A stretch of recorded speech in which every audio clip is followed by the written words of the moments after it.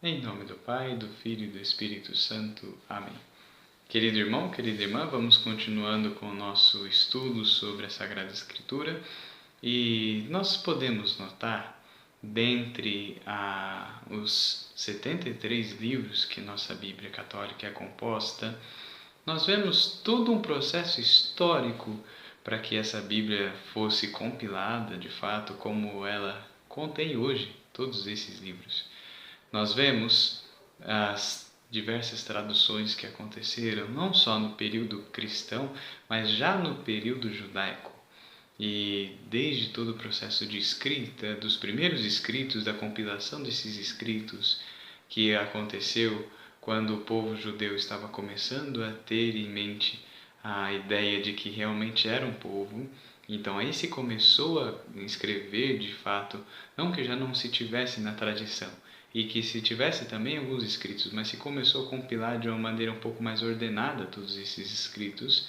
até que de fato se chegou aos escritos que nós temos no Antigo Testamento. Houve uma primeira tradução, a hebraica, que foi aquela compilação já em algumas centenas de anos antes de Cristo, onde de fato se juntou todos aqueles textos, todas aquelas histórias que mostravam que o povo de Israel realmente era um povo querido por Deus. Depois, quando houve o período helenístico de todo o mundo, quando o Império Grego estava assumindo o controle de toda a região ali da Europa, da Ásia, da África um pouco, aí então houve uma tradução para o grego e então o Antigo Testamento houve algumas alterações, alguns livros foram acrescentados a mais e nessa tradução, que é chamada de Septuaginta, dos 70, nessa tradução nós vemos que essa alteração que houve, a Igreja Católica depois assumiu essa nova tradução, a tradução grega. E quando os hebreus notaram, os judeus notaram que houve essa adesão dos católicos pela escritura do Antigo Testamento, pela sua versão com os 46 livros, então os judeus começaram a adotar mais a versão hebraica com alguns menos livros. Isso por conta de uma rivalidade e aí dentro de todo esse esquema ainda teve os 27 livros do Novo Testamento que também foram tidos por canônicos, quer dizer, foram tidos por inspirados por Deus pela Igreja. Houveram 2 concílios nos quais a Igreja considerou como canônicos todos esses 73 livros e houve a tradução que até então era a tradução mais utilizada e hoje é a mais utilizada inclusive para as compilações bíblicas a partir do latim, que foi a tradução de São Jerônimo. São Jerônimo que dedicou grande parte de sua vida para o estudo e também para a tradução da Bíblia numa linguagem latina, pois era a língua que o povo, que todo mundo falava, né, por volta do ano 400, um pouco antes, e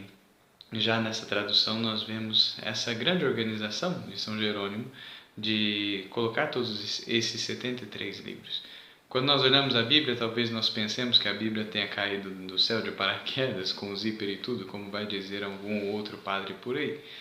Mas, de fato, houve uma inspiração de Deus e também uma inspiração através da Igreja, para que, de fato, se visse que não só esses escritos, mas também toda a sua estruturação foi querida por Deus. Deus falou através dessa estruturação.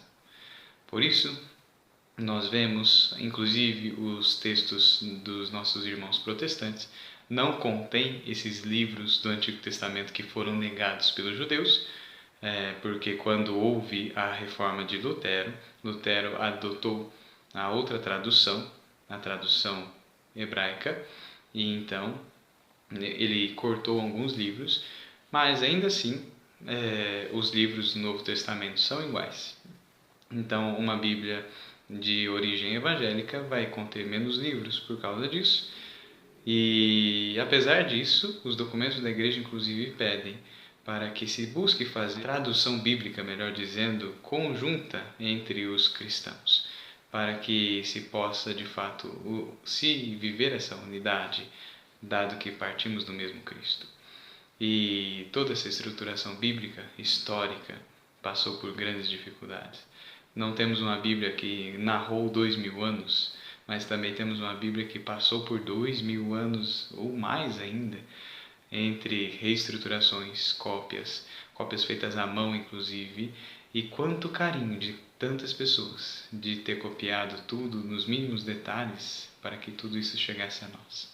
A nós cabe valorizar muito, porque não só um peso espiritual tem a Sagrada Escritura, mas também um peso histórico.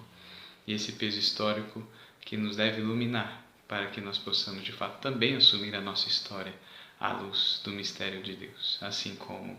o fez o próprio Jesus a partir da Sagrada Escritura, assim como ele nos convida a fazer sempre. E esse convite é o convite pessoal do Pai,